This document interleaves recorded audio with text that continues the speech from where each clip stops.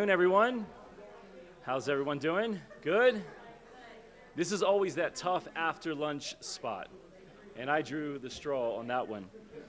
All right, well, good afternoon. My name is Brian Fonseca. I direct the Institute for Public Policy at Florida International University in Miami, and serve as the Executive Director of Cyber at FIU, which is our university's university-wide cyber research and education portfolio, and then have the honor of teaching in the Department of Politics and International Relations.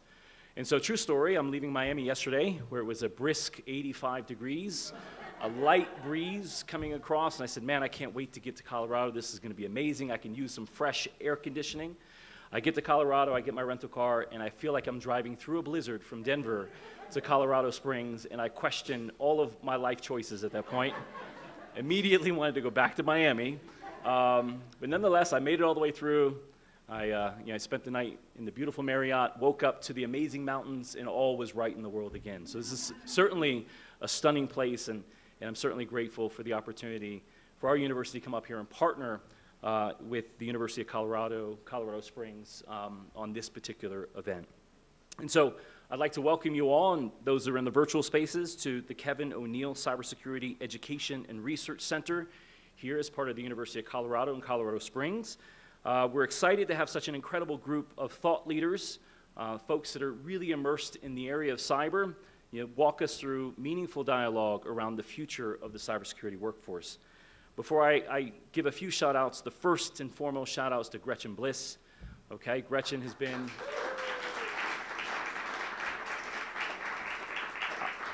I'll do a more proper, albeit brief introduction in just a few moments, but Gretchen has been, the backbone of our programming up here, and she's been so vital to the work that we do at NICE, not just here in this geographic space, but what we're doing across the nation. And so, Gretchen, without you, we'd be lost at times. So thank you so much for the partnership. Brad, where you at? I see you back there. Brad, grateful. He's director of cyber sports at Play Cyber. Grateful for your thought leadership and the work that you've been doing. Our bi-weekly calls have been incredible in terms of getting this seated, and certainly shout out to you and the work that you're doing. Of course, I'd like to give a special thanks to the National Cyber Center for graciously hosting us in this incredible facility. I've traversed this facility quite a bit throughout the day, and I'm going home with lots of ideas on how to create such a meaningful collaborative space. So grateful for the National Cyber Center for hosting us. And of course, I'd be remiss if I didn't give a shout out to Rodney Petersen. Rodney here on the front row, I'll introduce him in a few moments, or he'll be up here in a few moments. Rodney is in many ways the father of this entire NICE venture. I've had the privilege of working with Rodney for what seems like 8 years now, and I can't, so it's hard to convey how passionate he is about the mission of NICE and the work that he does. And I know his team is back there, so Marianne and the rest of the team back at headquarters, grateful for all the work that you pour into making this happen. For those of you attending this NICE stakeholders, local stakeholders engagement for the first time, let me talk briefly about the spirit of what we do here. This event serves as a precursor for our larger National Initiative for Cyber Education nationwide convening. That conference, the NICE Conference and Expo, which will take place in Denver from June 1st to the 3rd, is the convening that brings academic institutions, think tanks, private sector, other parts of civil society, and government together to think about how we charge forward in building a resilient cybersecurity workforce for the nation. And so this year's theme is Climbing Higher, Educating and Sustaining a Resilient Cybersecurity Workforce.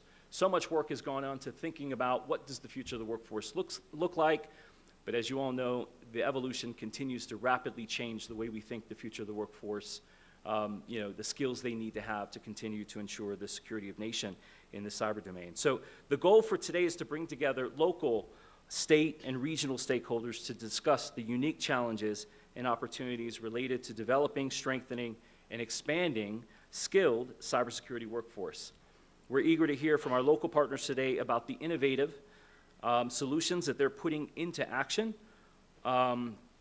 Each of you is contributing to something unique to the broader cybersecurity landscape, and we're here to celebrate that work and explore how we can sort of ensure that we embrace that across the nation and find ways to continue to collaborate to strengthen the workforce. And so with that, I'd like to introduce Gretchen Bliss, the director of the cybersecurity programs here at University of Colorado, Colorado Springs. Gretchen's leadership and unwavering support, this is verbatim because this is important. Your support and unwavering dedication in advancing cybersecurity education workforce has made an incredibly significant impact, not just in the local community, but the national community. And so we're fortunate to have your support, and I'm grateful to have your partnership on the NICE venture. So with that, Gretchen, I'm going to turn it over to you.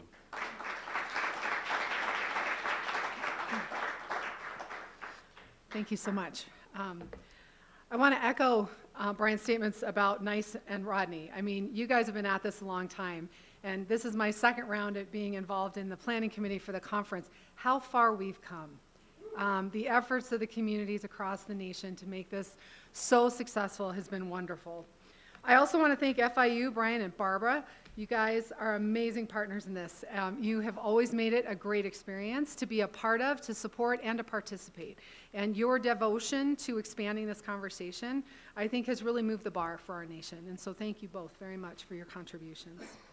I also want to thank our other committee members.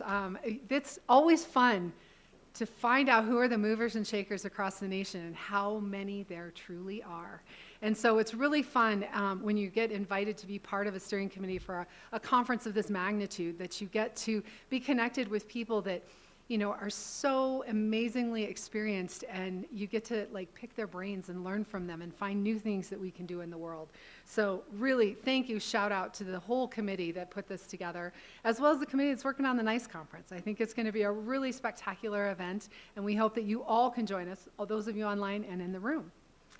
The other thing I wanted to just bring to those folks, especially for those of you that are online that maybe didn't join us this morning, we had a really amazing, robust conversation with our cybersecurity ecosystem, and we call it an ecosystem because everybody's a part of that.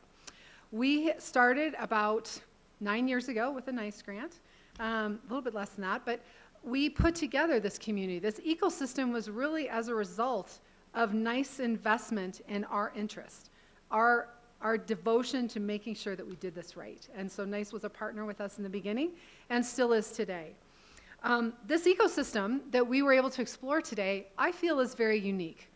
We have collaboration of industry, government, small businesses, educational institutions, K-12 institutions, associations, industry associations, our federal partners, Charlie and team. You know, we have a lot to do with this conversation and making sure that we're all working together.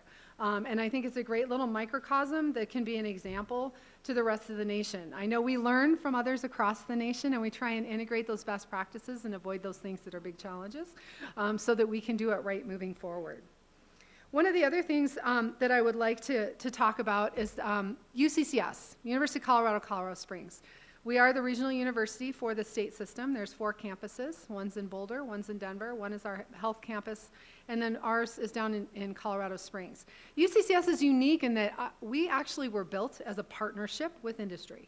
Our whole being as a university campus here is because Hewlett-Packard said, I don't want to send my guys from Pueblo all the way to Denver in 1968.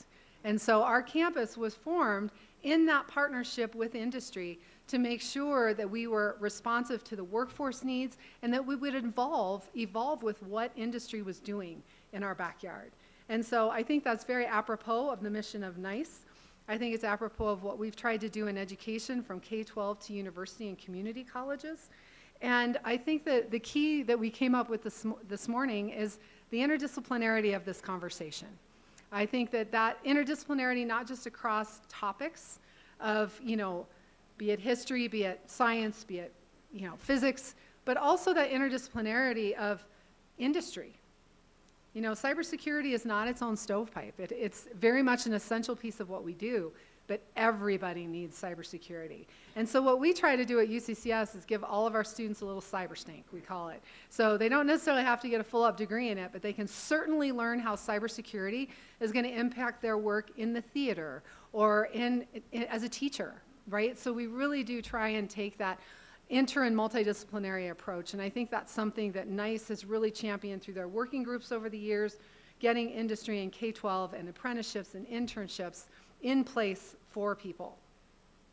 So before I move on, I just want to thank everyone who spent the time to be with us this morning. And for those of you this afternoon that are joining, please come and join us in June. We would love to have you in Denver. There likely won't be any snow, but we can't promise. We have gotten snow in June. About 10 years ago, it was June 3rd, we got 3 feet of snow. So no promises, no jinxes, but we'll see what happens. But I also want to say that this ecosystem was built on a partnership, and you will see in the panel today a lot of those partners that have been with us for the good and the bad and the learning and the challenges and those sorts of things. But we also want to, I want to turn it over to one of our main partners that was part of that RAMPS grant, our chamber and EDC here in Colorado Springs. And Seth Pruett is our cybersecurity person at our chamber at EDC, and I'd like him to share with you just some of the thoughts of what that ecosystem looks like here and all the efforts that we've made over the last 5 or 6 years to really put it on steroids and make it happen for our community. So Seth, I'm going to turn it over to you. Thank you.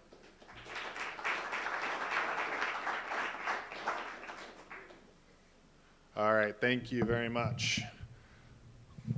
Is good? It's good. All right. I always get a little nervous speaking in front of people, but then I got to remind myself that about 10 minutes after I step off the stage, none of you guys will remember what I said. No, I'm just joking. My name is Seth Pruett. I'm the Director of Business Development, specifically focused in cyber. For the Colorado Springs Chamber and EDC, I work on the EDC side, the economic development portion of what we do here in Colorado Springs. So essentially my role is to grow the ecosystem that is cybersecurity, primary industries that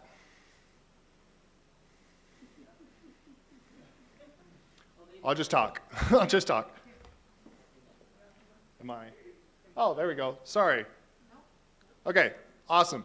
So basically, we try to attract primary companies, and the analogy I like to use on people asking what economic development is something that speaks to Coloradans a lot, is the idea of like a gold rush town, right? You have this primary industry that's this gold that is bringing in people to the town. And that gold is being sold and outsourced and bringing money into the community, and shops set up around this gold, right? That's the primary industry that's in that community. As soon as the gold dries up, if there's not another primary industry supporting that town, that's how we get ghost towns, right? And that's a much smaller case study, but on a larger scale, for larger cities, it's about investing in those primary industries. So we do that by leveraging some of the positives that we have going for our community, such as our talent, our beautiful mountains, and just our emerging tech market that's happening over the last, I don't want to narrow it down to a couple of years here because it's been in the works for so long, but it is emerging and we're starting to see those trends. So we are nearly 2 times denser in cybersecurity. We punch above our weight class. So I think we were talking earlier today about how Colorado Springs and Colorado as a state, population-wise and just state-wise, we're just a lot smaller than other states. But we punch above our weight class when it comes to cybersecurity. A large part of that in Colorado Springs is due to the military, right? But and that's why we see such an influx of companies who can hire that talent into their workforce. And so this is just a little bit on the workforce component. You see the 51% of people who have post-secondary degrees who live in our community, but as brought up countless times, it's kind of that paradox of Colorado is this very educated, highly educated state, but a lot of that talent moves here. It's not a roots foundation into that education piece, right? So like, what are the community partners doing to make sure that homegrown talent can pursue a post-secondary degree and continue to work in this ecosystem and partner with everyone else, UCCS, all that other stuff. And then So leading into that, these are who we can partner from. So these companies that we attract, why would they locate in Colorado if they can't, or Colorado Springs specifically, if they can't find the talent pipeline? So these are our main partners as far as secondary education. But a couple of weeks ago, we had a company fly in, and we had a roundtable discussion around the pipeline from elementary school, from first grade to high school to post-secondary. Like, they're seeking, these companies who are looking to invest billions of dollars into our economy and put up these giant buildings, are really asking questions like, well, colleges are great and that's fantastic, but I also want to know what you're doing in first grade. Stop telling me about all the colleges, right? What makes you different? What makes Colorado Springs different? So, talk through K through 12 programming, right? And how we are facing some challenges, but there's also some positives out of that as well. And that all leads into this ecosystem that we're trying to grow so that, again, like that gold rush town scenario, we keep the gold that is cybersecurity within our industry. So I'm just going to show some data now that I've given you guys all the spiel of the economic development side of things. This is just me showing you data that we've gotten about El Paso County, the county in which we're in, on cyber specific. So this is our demographic and workforce. So we pull a lot of the talent who works here. You know, there's this story of the Front Range, and there's a lot of collaboration happening, but nearly 80% of our workforce lives in Colorado Springs. So there's this narrative of a reliance on other communities, that is not true. And so just want to make that clear for the people who are local leaders, that it's really, we got to start focusing on Colorado Springs, right? And that entire ecosystem. Specifically, cybersecurity, and I'm sorry I'm turning around looking weird right now. This is the way I can read it. So we look at the labor cost, and I'm going to show you the labor later on, slide that shows what that average annual wage is. And you're looking at that like $60 an hour. That's crazy. We're actually below the average for Colorado, and we're below the average for the United States. So we're actually pretty competitive when it comes to our labor wages in Colorado Springs. I just think that's a cool note when we start talking about that. Yeah. Yeah, thank you, Sean. Thank you. Here are top occupation groups, and again, I apologize about the small lettering at the top, but employment is 30,000, but you can really see 2002 is on the left-hand side, 2023 is on the right-hand side. This is the growth we've had, and that top emerging tech market that we've had. This is when all those grants and everything, funding came in, WISE, right? So you kind of see where it took off. There is an ecosystem here that can continue to grow. The wage, 123 average per worker. Again, that is less than the national average of 136. And then establishments. These are the number of companies that operate in cybersecurity. Now, I don't want to be like, hooray us, let's go, too much here. It is a positive note, but I also want to talk about, like, there's a lot of things that used to not be cyber that are now cyber.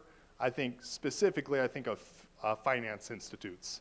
Like, it's fintech now, and that's a cyber company now somehow, which it is, but it also isn't, right? So, yes, fantastic, awesome, but also our local bank, that being considered a cyber company, you know, when we're looking at this data, take it with a grain of salt, right? But this is really cool. So the GDP of El Paso County from 2012 to 2022, when it comes to specifically cybersecurity. So these companies that operate in that cyber space, you can see how much that's grown, and we're growing at a 6.4%. So it is 11% of our entire industry. And I would argue it's actually probably a lot more, because there's a lot of defense companies that say they're defense companies, and they get put into the defense column, that are actually doing a lot of cyber work as well. So I know I threw a lot at you. just numbers and data, and really just wanted to give you an overview of what the chamber is trying to do by attracting these companies here and why we can position ourselves to be a leader in this industry. Because we are a leader in this industry. We are that emerging leader. And so how do we continue that? I think do I have some time, or where am I on time? Good? Okay, I have a couple minutes. Does anyone have any questions? Yes, sir. What's your perspective, what is the long goal with being able to continue that kind of growth? Repeat the question, please. Yeah, so like what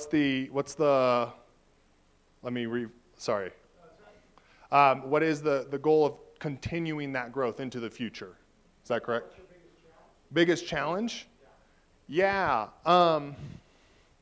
I think when it comes to our biggest challenge is a lot of companies, when they first come to us, I think the talent discussion always starts with, aren't the mountains beautiful? And they are. It's what brought me here, right? Like, I love the outdoors. But at a certain point, we can't just say, the mountains are beautiful, we don't need to do anything else. Because companies are going to want to come here. That's not typically true. So I think there's kind of that narrative and culture here in Colorado that people are just going to come because it's so beautiful. But I think that's the main challenge that we're facing is companies are going to stop. Yeah, at the end of the day, it's about the bottom line for these companies, right? And so the mountains might be beautiful, we might get some growth, but it's not going to be sustained growth if we continue to just use that as a crutch. Yes, ma'am.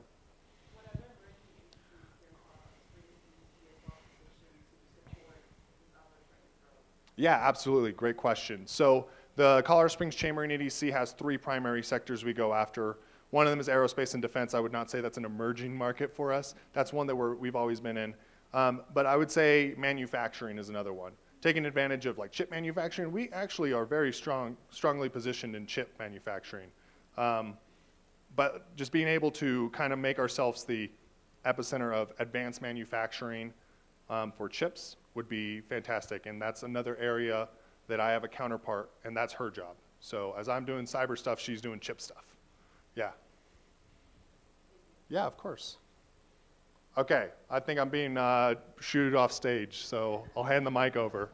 Thank you very much. I did not shoot you.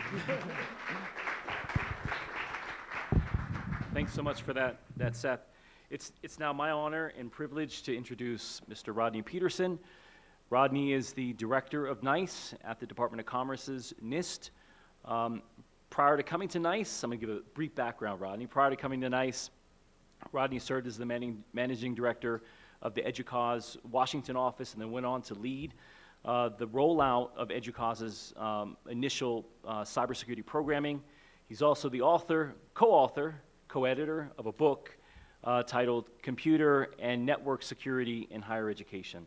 And so beyond all of that, he is probably our nation's top expert on cybersecurity workforce. And so with that, Rodney, I'd love to welcome you up here.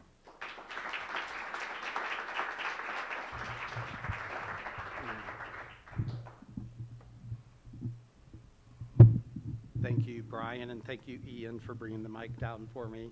And Gretchen, thanks for the reminder that it's the dry mountain air that needs me to have the water up here. But truthfully, I do have a little bit of a cold, so apologize for that. But I do also want to welcome you to this annual NICE conference, local stakeholder engagement event this year in Colorado Springs.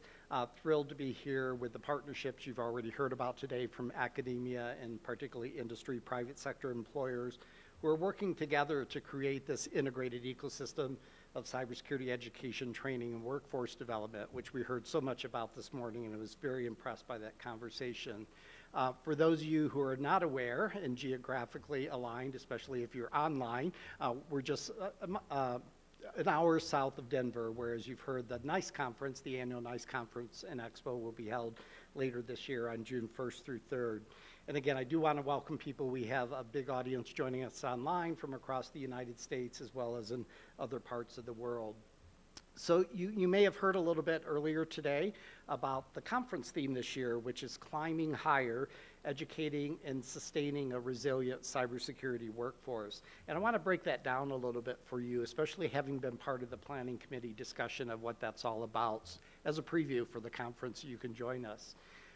First of all, Climbing Higher is obviously a nod to the Rocky Mountain Range here in Colorado. We don't always have that opportunity like last year when we were in Dallas or other parts of the country where we have our conference.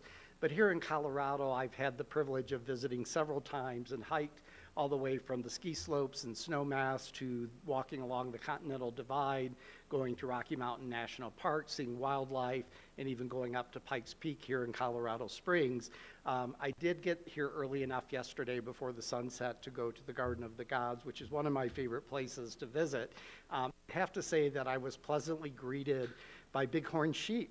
I don't know if they're normally there or if you just brought them in for my visit, but that is one of my favorite big game animal because they're so rare to see and certainly so rare to photograph because you're usually driving 65 miles an hour down the interstate when you see them.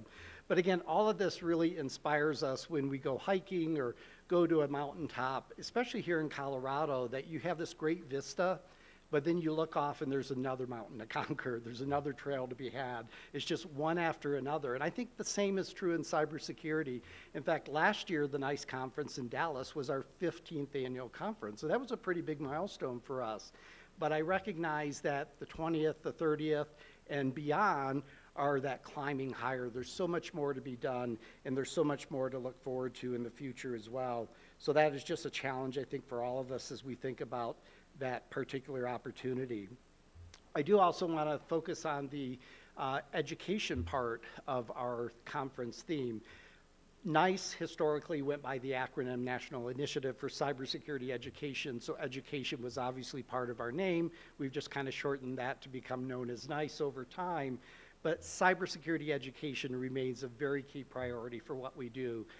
Transforming the learning process is something we're very committed with, ranging from stakeholders in K-12 communities, if you heard about today, community colleges and universities, but also in the training, certifications, and quite frankly, lifelong learning that's so much part of cybersecurity.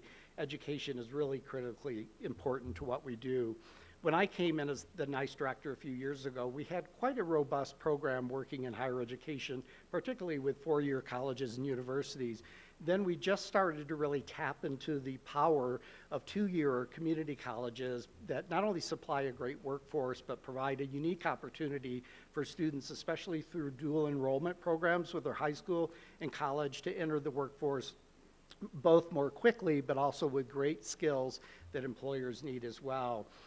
And then we eventually, said, as I heard a lot this morning, we can't start there. We've got to start in the high schools, the middle schools, and even the elementary schools. So this kind of continuum of education is really important to us, which is why the emphasis at the conference, you'll hear a lot of presentations about lessons learned, best practices, effective solutions across the country for that continuum of education. So important to NICE that we also hold an annual NICE K-12 Cybersecurity Education Conference to really drill down on that for school teachers, school administrators, and nonprofits that support them, and also have a K-12 cybersecurity educator community of interest. As an example of how we partner, though, with other parts of the federal government and other organizations, for colleges and universities, we have tremendous relationships with the Cybersecurity Infrastructure Security Agency, CISA, as well as the National Science Foundation, the National Security Agency, who run programs like the National Centers of Academic Excellence in Cybersecurity, as well as the CyberCorps Scholarship for Service program. But it's not just about education. When we use the word education today, we're also talking about training. We're talking about work-based learning. We're talking about performance-based assessments. We're talking about apprenticeships, internships, the ability to not only learn on the job to prepare you for a career, but the continuous learning that's necessary in cybersecurity. So similarly, we partner with the Cybersecurity Credentialing Collaborative, includes certification and training providers like CertNexus, CompTIA, SANS-GIAC, IAPP, and many, many more who have just become critical partners to us in that endeavor. I want to talk next a little bit about the theme of sustaining the cybersecurity workforce, because I think that's perhaps one of our biggest challenges, not only sustaining but scaling what we do. And as I think about the efforts and the considerable investments we've made in the United States, we need to be thinking about this for the long term, and not only what can we do here and now, but how can we make a difference at scale. I just want to give you one example in case you're not aware of it that really is being done out of my office, which is the NIST Workforce Framework for Cybersecurity, or NIST framework. That has existed for a number of years. It's been improved. In fact, next week we're going to be coming out with a version 2.00 of that NIST framework that provides a common taxonomy and lexicon for describing cybersecurity work. One of the ways we're going to sustain this workforce and be able to scale it across the nation, and quite frankly across the world, is having a standardized way to think about cybersecurity workers. And if you're not familiar with that workforce framework, it has 7, soon to be 5 categories that kind of talk about a range of work that can be done, all the way from governance and policy to auditing to technical roles that sound like IT to cybersecurity, but also investigations, law enforcement, incident response, and the like. So some of the changes you'll see in the announcements next week is the addition of new work roles in emerging area like cyber resilience, which is something the conference has its theme around, and also operational technology security. And there will be other changes as well, including removing a couple of the categories, cyberspace effects and intelligence work, which remain very important to the nation, but are only authorized for certain federal government agencies and by statute, and therefore it's a little limiting and confusing to include those in the NIST framework. But look for those updates coming next week. And we really hope that by continuing to build and maintain and grow that framework, we can provide the sustaining of the workforce that's needed. And finally, I just want to comment on the resilient cybersecurity workforce. So as was mentioned in the introduction, my office, NICE, is part of the National Institute of Standards and Technology in the U.S. Department of Commerce. The positioning in the Department of Commerce is something I'm particularly proud of, because we talk about promoting commerce and promoting business and promoting the ability for the United States to thrive from an economic perspective. But our role in the standards and technology part of NIST is also important, because the NIST framework's not only an example of a standard, but we do a lot of work on cybersecurity. I know it was said earlier today, cybersecurity's been around for 1,000 years. I wasn't around to verify that, but I can tell you at NIST, we've been doing cybersecurity for 52 years, and we spend a lot of time providing the standards, the guidance, the best practices for the nation. And cyber resilience has been one of those key areas we've been focused on, which includes building cybersecurity, privacy, and even accessibility in by design. It talks about how much less reactive cybersecurity we have to do if more proactively we build and design products, systems, software that are secure, that are safe, and maintain privacy, if you will. So when we think about the workforce, we're not only talking about the individuals who may also be involved in building and designing those systems, which is part of the NICE framework, but also those people who need to be flexible in terms of defending those systems, and also the people that need to be ready to respond to incidents when they happen. So this resiliency kind of spans the range from creating cybersecurity or technology products and services to being able to respond to incidents after they happen. So I think when you put that together, educating and sustaining a cybersecurity resilient workforce with the theme of climbing higher, it's something I am very excited about. I know we have a great conference program coming together where you're here through pre-conference seminars, through keynote speakers, fireside chats, panels, breakout discussions, more about all those topics and themes. So as has been said, I invite you to come see us in June up the way in Denver. And for those of you watching online from whatever part of the US or world you might travel to be part of that conference. I do want to end, even though it's been said many times already, but just my special thanks as well to Florida International University, particularly Brian and Barbara and DJ, who are here with us today, and their staff also back at their institution, New America, who are partners with NICE through a cooperative agreement in the annual NICE conference, as well as the stakeholder engagement we do.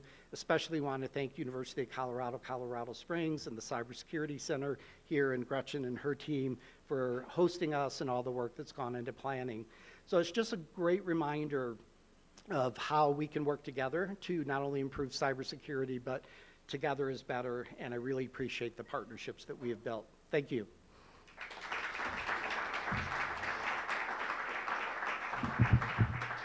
Thanks, Rodney.